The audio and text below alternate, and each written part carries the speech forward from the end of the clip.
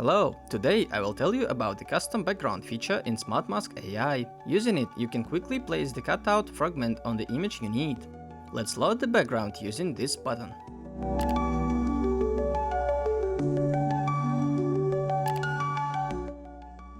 The opacity parameter is auxiliary.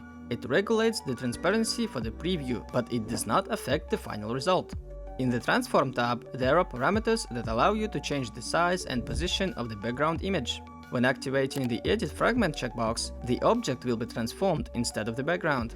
The W and H fields, or width and height, are responsible for the image size. They can also be adjusted by stretching the image with the cursor. If you hold down Alt, the object will be scaled relatively to the center.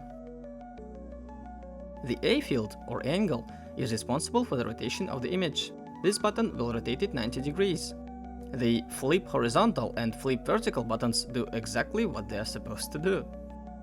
The Fit to Original button will scale the background to completely fill the original image. And the Fill button allows the background to be scaled to cover the entire original image. The Correction tab will help you to make adjustment to the tonal range of the background image.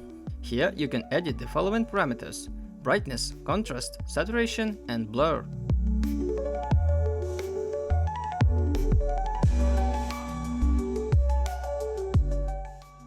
Take yourself wherever you want using SmartMask AI, and see you next time.